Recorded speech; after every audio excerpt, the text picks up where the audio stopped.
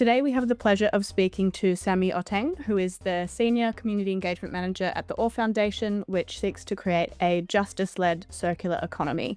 They believe that starts with reckoning, recovery and reparations, and waste colonialism by the fashion industry, which Sammy will define in a moment, is a big focus of the All Foundation's work.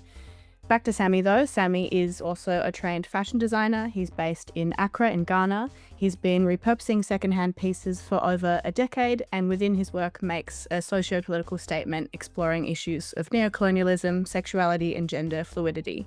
He's a Gucci Design Fellowship finalist and has led research on secondhand clothing consumer behaviour while also speaking to media about the impact of the secondhand clothing trade in Accra. So thank you so much, Sammy, for joining the Fashion Really podcast. It's a pleasure to speak with you and looking forward to learning from you.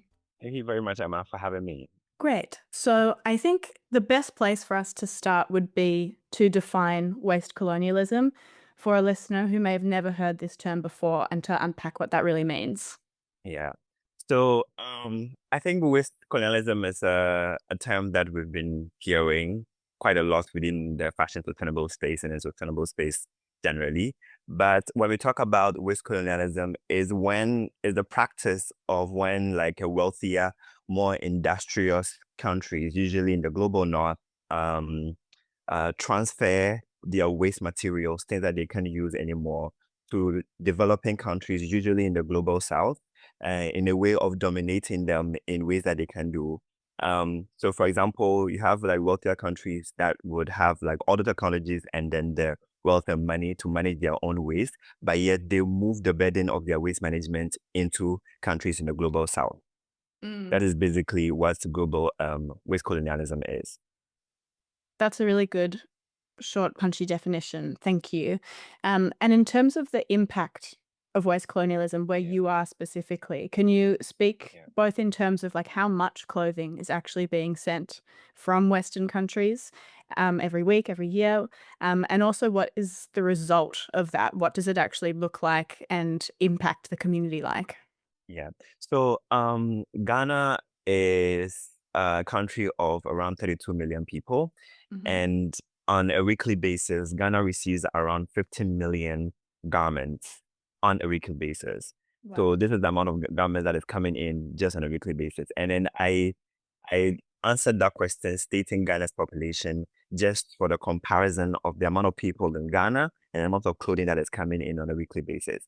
Mm. And it's very jarring the impact that this amount of clothing has on the community, the secondhand clothing community, and then the fashion community here in Ghana. Because if you're receiving 50 million garments, that is outside of the clothes that is being created here in Ghana. There are a lot of designers and creators in Ghana who are making their own clothing. So this coming in, first of all, overshadows the fashion and textile industry that is already present locally in Ghana. Secondly, because of the sheer amount of clothing coming in, even if every Ghanaian, the 32 million people, were intentionally buying clothes every day, it wouldn't be impossible for No. the entirety of Ghana to consume all of the clothing that is coming in. So outside of the fact that it overshadows the fashion and textile industry, it also creates a very huge environmental problem, because if you're having all of this clothing coming in, there are upcyclers and then the Kantamanto community, to be specific, who are doing their best to recirculate as much of these garments as possible. But it's impossible and it's not realistic for Kantamanto to consume all of this clothing that is coming in. Because one thing that we say is that there is no retail utopia. There is no shop that you go and every clothing piece sells out. Because in Ghana, the way that people shop is usually from a point of discernment. Ghanaians are very discerning. So before a Ghanaian buys something, they are very, very discerning about the color or the seams or the stitches. But most of these clothing that coming in are usually from fast fashion. And as you Mm. all know, fast fashion is created usually of very low quality or very low production quality. So by the time it gets here, no matter how the Kantamanto community or the community tries to do their best to recirculate these garments, there's still a huge amount that leaves Kantamanto as waste. Per our research, around 40% of these garments that ends up in Kantamanto leaves Kantamanto as waste and ends up in places that they shouldn't be. So if you go to communities and and beaches around the central business district here in Accra, you will see that like you will find a lot of like textile waste all around the beaches and then in the water as well, which affect not just like, the communities that live there, but also the fishing industry here in Ghana. You have fishermen going at sea to go and look for fish, and then they come back with like, denim and then blouses and things like that.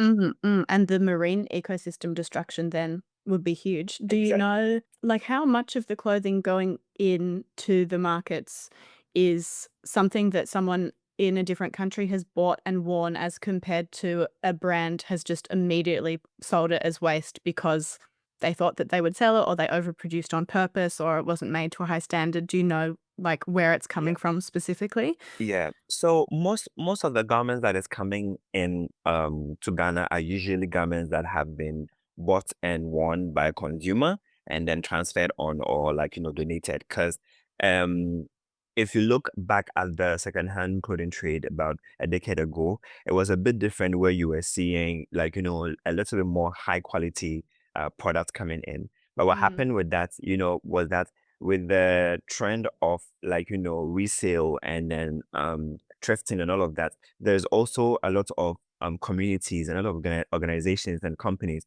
in the global north who are also in the business of resale and recycling. And then what happens is that when the garment before the garments gets here, it goes through so many processes. And what usually happens is that companies that exist in the global north that also deals in this business usually try to take out the cream or the best of these garments. And so yeah. before the garments arrive here in Ghana, usually the best of them has already been taken out. And then Kantamanto has to deal with the leftovers basically. Mm. And Yeah. what is happening at Kantamanto Market is amazing. So can you tell people more about, despite being given, the worst of what's been discarded, what the creatives there are actually doing with what's sent your way? Yeah. So, Kantamanto is the largest reuse economy in the world. It is right here in Accra, in the central business district of Accra, and is how it had over 30,000 people working collectively as an ecosystem to recirculate this garment. So the garments arrive in the ports of Accra. It gets like transferred into Kantamanto, and then we have like the importer side and the retailer side. So the importers are the ones who basically deal in getting their bills into Ghana, and then the retailers are the ones who go to buy the bills and then try to see if they can sell them. Now, what happens is that in Kantamanto, the retailers and then the people who are buying these garments, buying these bills, have no idea what they are investing in. So it's like you're buying like, a surprise gift box, and Mm, then you invest your money and then just pray that you find something good in there. So most of the time, people invest so much money and open this garment and then end up finding stuff that usually they cannot sell. Sometimes if they're lucky, they find stuff that are good enough that they can sell and make their money back.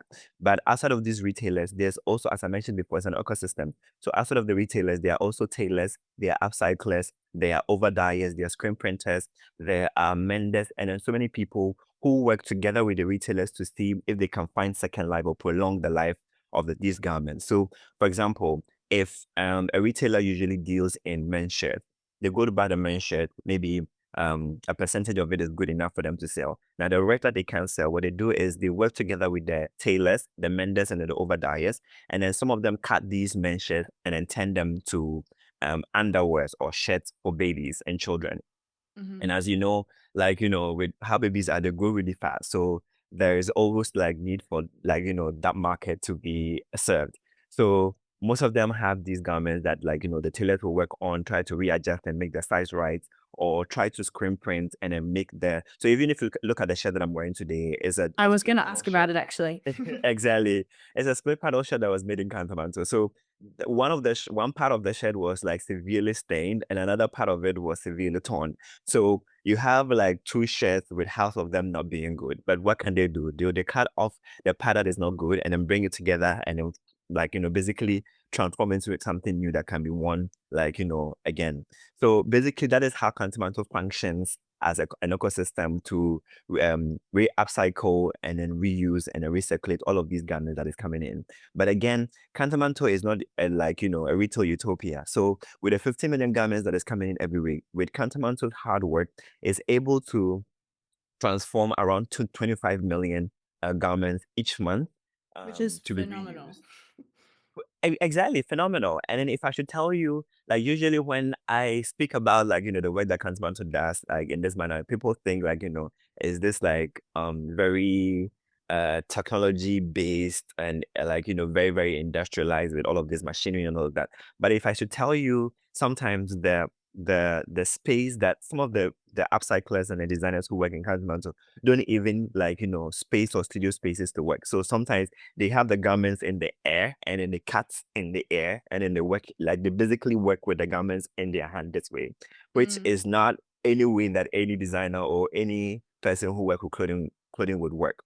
But Kantamanto with its very limited resources, very limited technology, is still able to find its own way to make these garments work.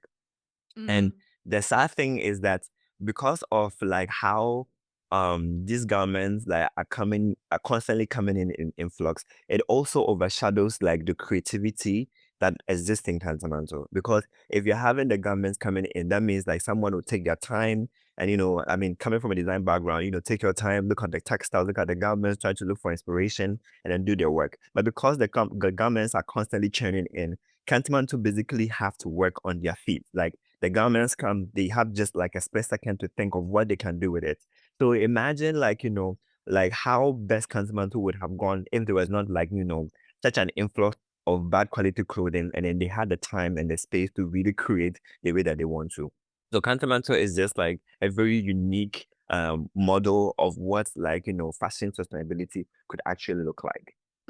That's really interesting that even though it's a economy and system that is so rooted in reducing waste, it's still because of the pace of clothing coming in from this ultra fast fashion system, forcing even the community there to operate at that fast pace.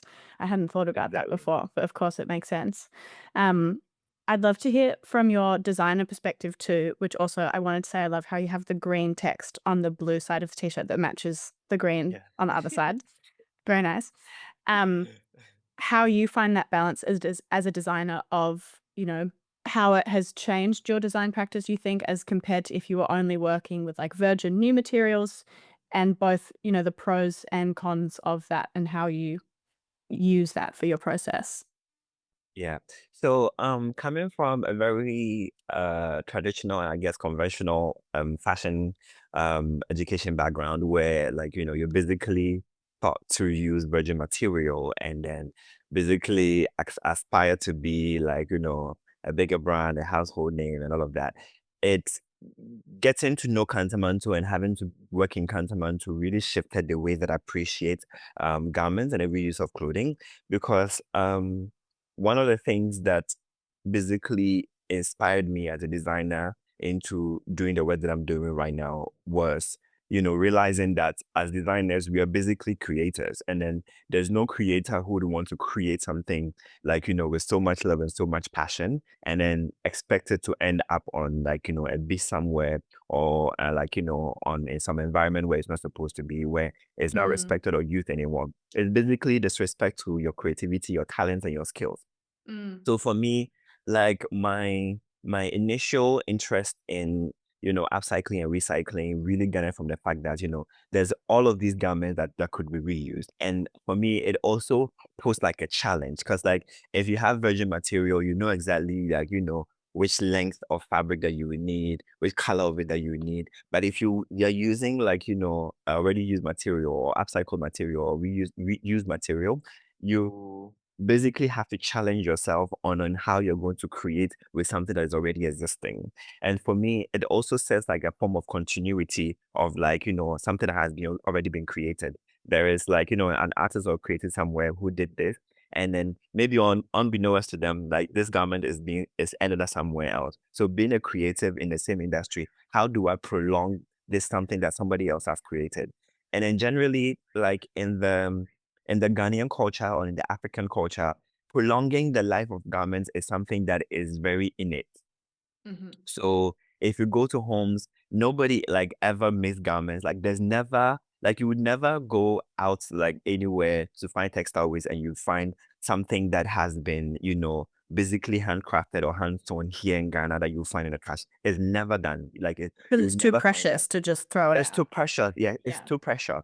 And then what happens like that in Ghana, people actually involve themselves in the creative process. So, for example, if I'm a designer and then you are my client who comes to me, like I involve you in the creative process, like that. Like I take your measurement, you know your measurements, like we sit and discuss what the design is going to look like. So by the end of the product, you being the client and the consumer, like is already familiar and have become aware of the amount of work that has gone into the creation of that garment. So from that point, you already hold a certain level of respect in the garment that has been created. But it's Mm. different from where the world has gotten now, where like you have no clue where the garment is coming from, no clue who made it, no clue the effort has been put in, and then you just buy it. That way, it becomes easier for you to dispose it off. Mm. But then if it's something that you have really like immersed yourself in, already it gives you this sense of like value in whatever that garment is. So you treat it with like very, very high respect.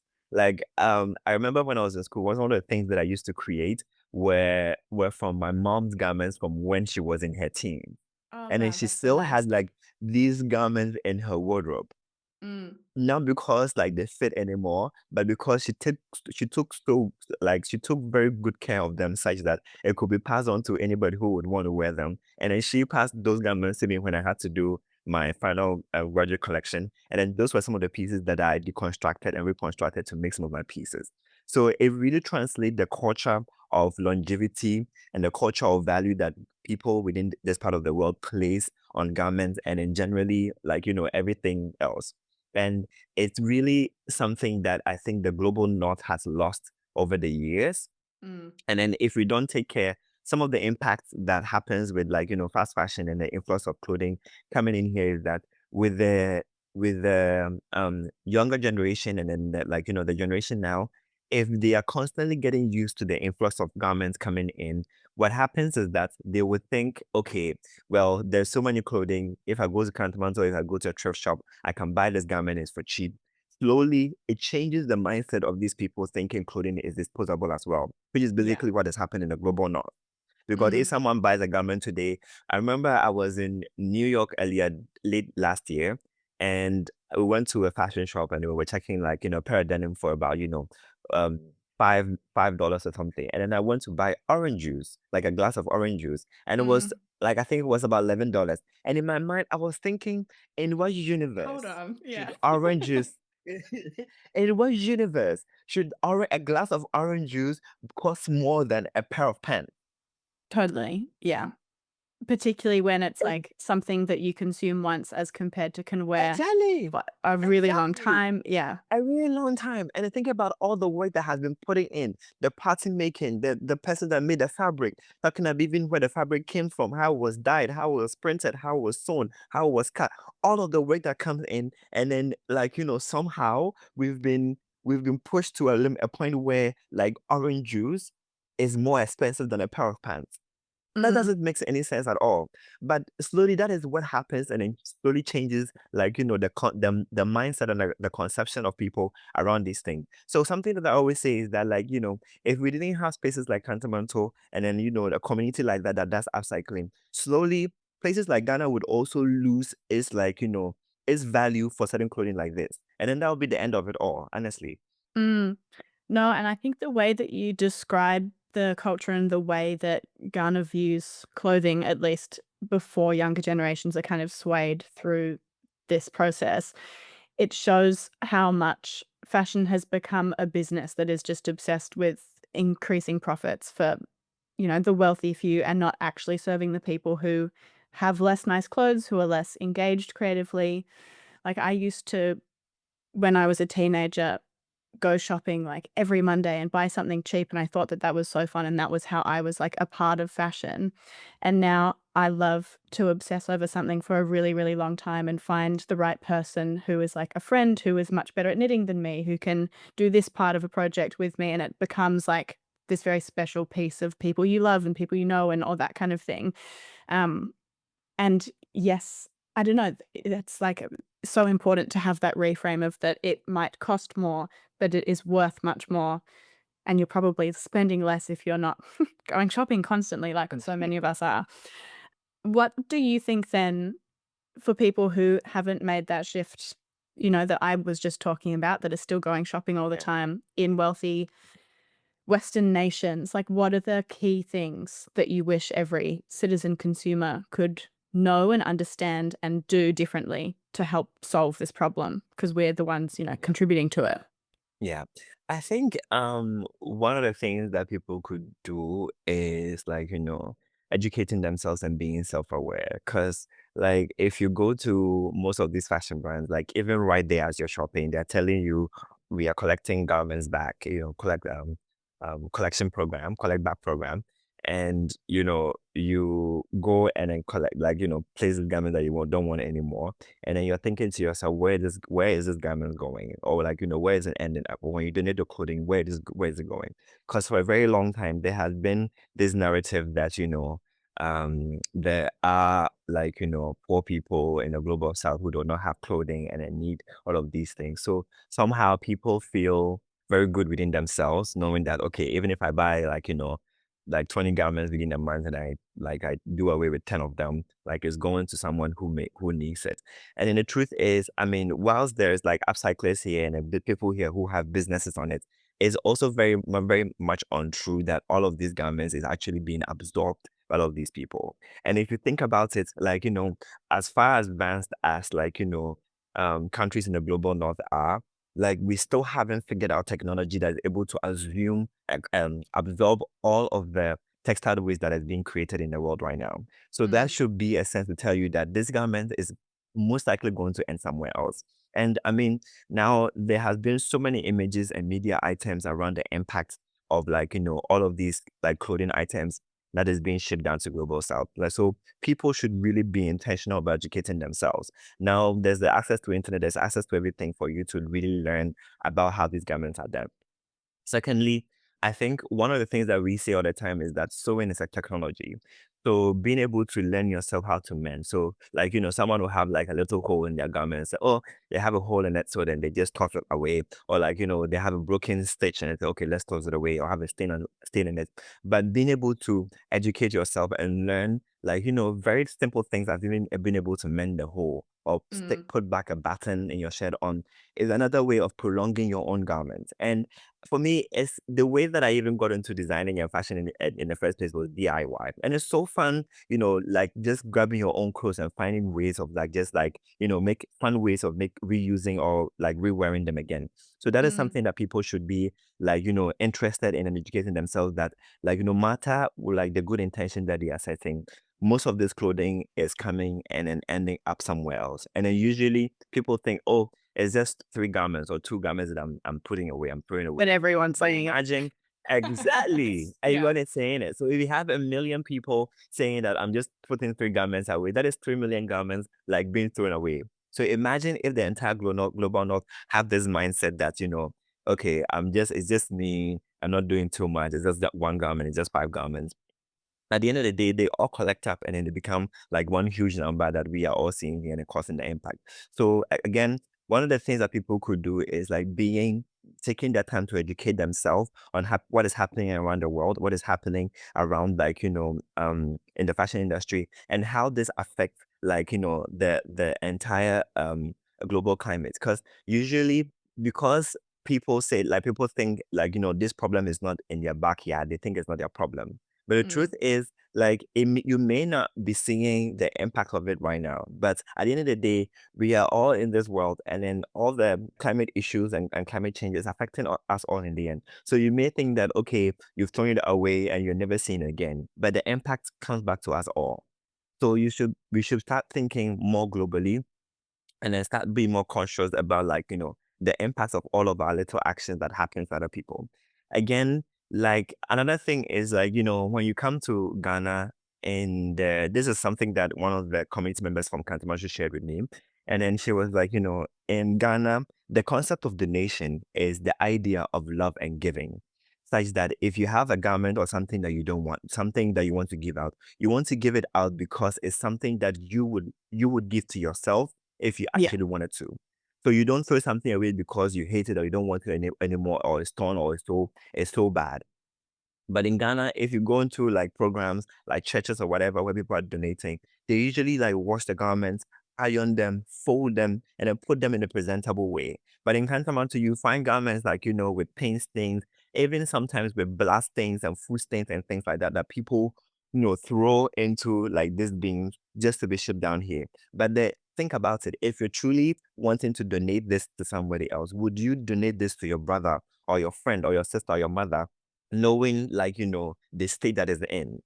Secondly, there are so many ways that we could use garments, like if you don't want them again. Like, for example, if you have a t-shirt that you can't use anymore, that could easily be a rag. That could easily be something that you can dust your clothes off or things off. So it's just like I think sometimes people think too hard around like, how they can prolong the use of things. But it's really just like that simple. Just like think of creative ways that within your own spaces, you can use them, and that's one way that we can all, like in our own individual ways, do better against this huge global situation that we are all in. Mm, mm. It is really just like, a respect for the clothing itself and what was put into it and respect for other people, even if you can't necessarily see them. It unfortunately should be a lot more simple than it is. When it Exactly. comes to the fashion industry, because individual people have a lot of collective responsibility, but the ones actually producing and selling and making profit off these clothes that are then discarded, what should the fashion industry be doing? Yeah. So, at the All Foundation and then within our work, one of the things that policies that we are trying to push for is something we call EPR, which is extended producer responsibility. And then what this means is that, like, producers, manufacturers or brands taking responsibility of their garments post consumer use. So EPR exists in so many industries, in the automobile, in the electronic gadgets, and then mobile phones, and all of that industry. There's this policy that exists. But unfortunately, it's still seems almost like a complicated thing for the fashion industry to adapt, which we are very, very much trying to push hard for. But what happens is that if like brands are like taking responsibility of the things that they're actually putting out in the world, it will really cut down the amount of like, problems that we are seeing right now environmentally. Again, like we are seeing fashion brands churn more and more and more and more and more garments like over the years. As I said earlier on in the conversation, there is no retail utopia. So most of these like, um production and manufacturers and brands, like per our research and then per research that is out there, like produce sometimes 40% over what they are supposed to, like, they actually intend to produce or they actually intend to sell, like projection, actually projecting to sell.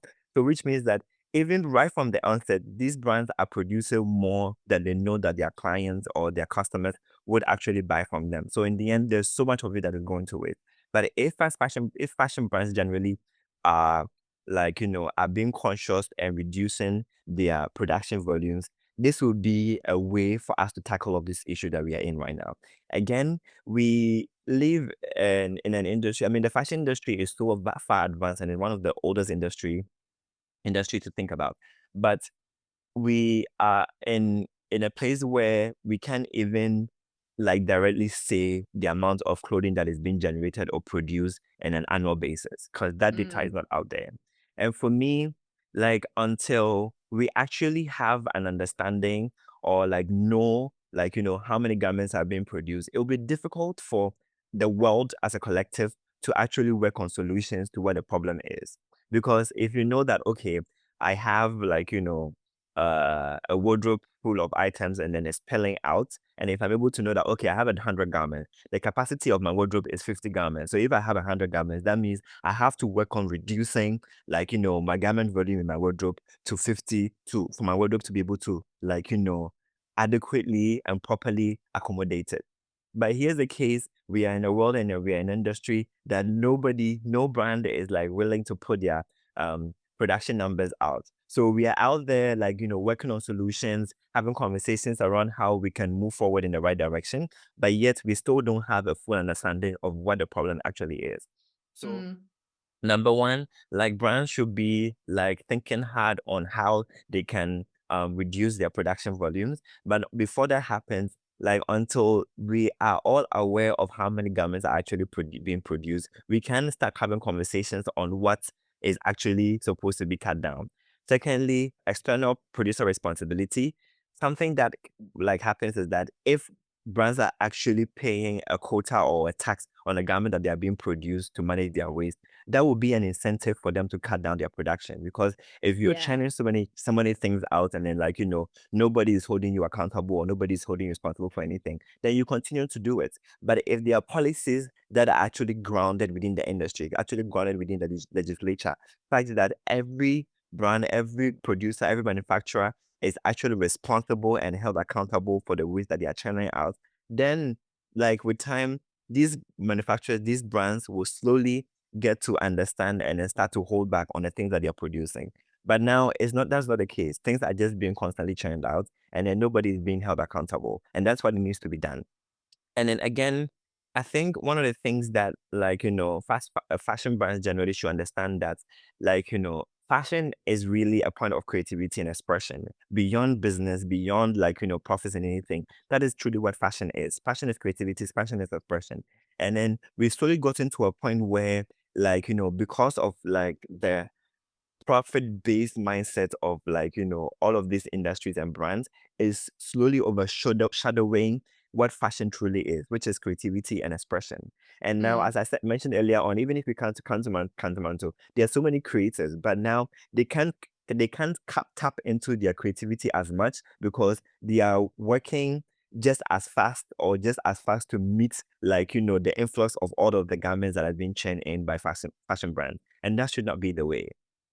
So Mm. it really comes to a point of like, fast fashion brands like being able to hold themselves accountable and then move in the right direction towards like, be taking responsibility and holding themselves accountable for all of the things that they are churning out. Otherwise, the problem would just be a constant conversation with no real action or no real progress happening. Mm.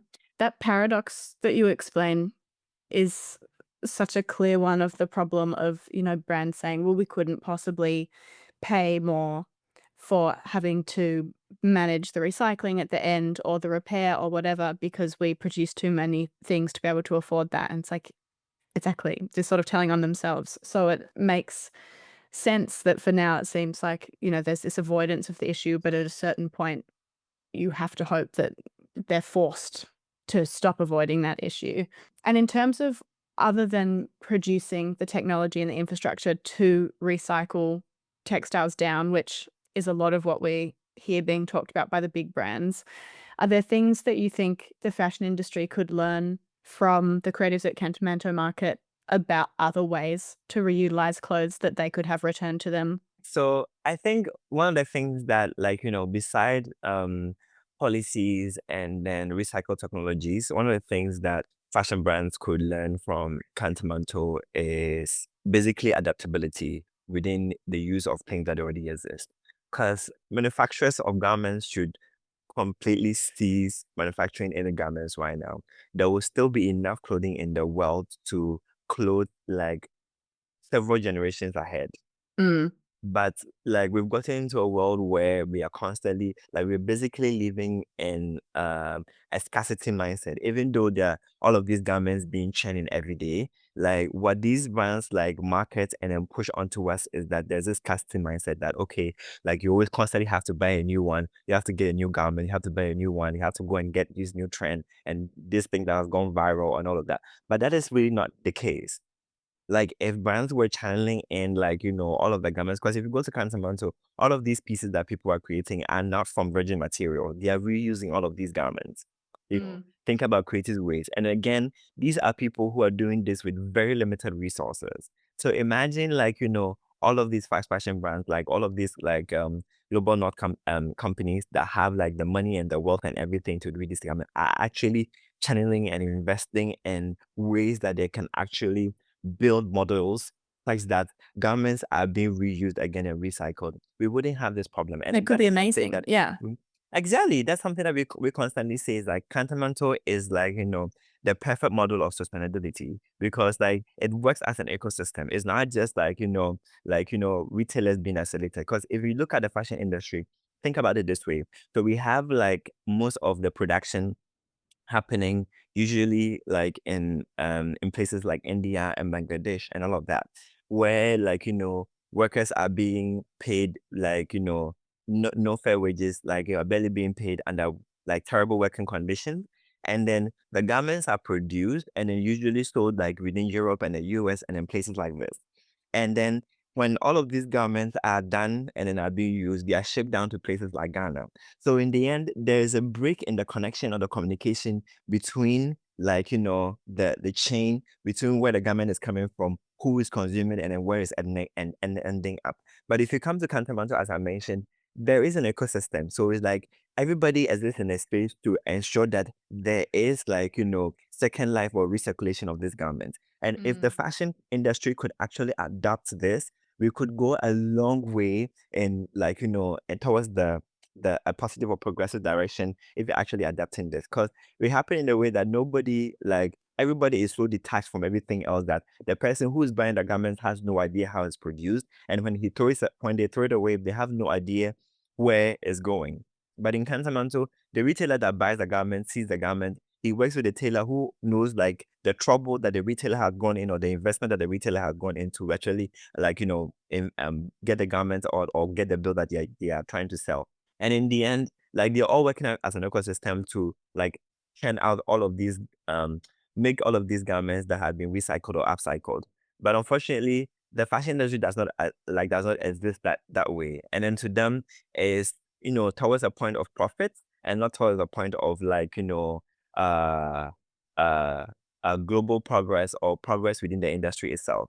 So that is Mm. something that the fashion industry could be learning from on how we can work collectively, involving consumers, involving producers, involving like everybody else to make sure that okay, this is the issue that we have, and then this is a step that we can take to make sure that these garments are actually being recirculated or being reused. We have a lot of brands like um introducing take back programs and then upcycling programs and mending programs, but most often than not, it's just like, another marketing strategy to get people Yeah. to even buy more. Because you go and then you take a garment and then they take a take back program and they actually give you like, a voucher or an incentive to even buy more.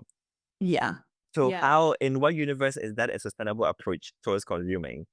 And there was that research too. I can't remember who did it, but an organization put like air tags in boxes of clothes that were in take back Yeah, schemes that were promised to yeah, like stay within Europe, and they actually all just got exported to the global yeah. south the same way everything else That was. that was actually the All Foundation. That was something Okay. that I thought it might you took be. on. Yes. Yeah, who else was gonna do it if not you guys? That was something that we took on, that we took some garments from Kantaman to put air tags in them and then Yeah. strategically just put them in like, the take back bins around like, fast fashion branch shop retail centers like, within Europe. And then within a couple of months, as we're tracking them, they basically roam all over Europe and then ended back in West Africa. Which is just like massive deception of what's being promised Exactly. compared to what's happening. Yeah. Wow. Exactly. Exactly. Well, thank you so much for sharing everything. Is there anything else, any parting wisdom that you'd want to kind of leave before I thank you for chatting with me? Yeah. I think one last thing that I would like to put out there is two things actually. Number one, being a designer, being a creative, and basically growing up with so much interest and love for the creative scene and in the fashion industry is really sad. Like, to the point where I got to learn the real truth within the industry and within the fashion space. And for Mm. me, I also know that there are so many creatives out there, there are so many young people out there are so many designers out there who are genuinely interested in like, going to fashion and then like, be able to express themselves within clothing and then create with, innovation and all of these things. But unfortunately, with the issues that we are seeing in the fashion industry right now, it deters most designers to even like, go into the industry because in the end you're thinking, am I going to be part of this problem? And Yeah. because of this issue, is really breaking the dreams of so many people. Myself, for example, like I did not see myself like if you ask me maybe 10 years ago, like 15 years ago, I would not have like if I imagine myself having to advocate for like, like a better approach towards clothing or a better approach towards like consumerism or anything. Like I really like imagine myself like being in a space where like I create clothing where people actually love and appreciate. But this class is all shifting, like, other people's dreams and aspirations. So if the world is being better, it's not just being like, better, like, for to afford us in like, the environmental crisis and everything else, but people's like actual aspirations are actually being shattered because of what is being happening. Number two, one of the things that like I would want to share is people need to constantly educate themselves. Like we live in a world where like it's very, very easy to access information and knowledge through the internet and our phones and like, through so many different channels. And it takes a lot in a world where there's constantly so much information being thrown at us. Like you have to be intentional about like, what you're learning in order to make the right decision, because maybe not everyone would have the time to listen to this podcast, or not everyone may have like, the time to learn about this. But in your own space, in your own time, learn about what is happening around the world and how, like within your own individual individual power, individual space, be able to actually direct some impact. Because at the end of the day, we may be looking at like, it as a global and a collective issue, but it's all individual actions that actually makes it the global issue that it is right now.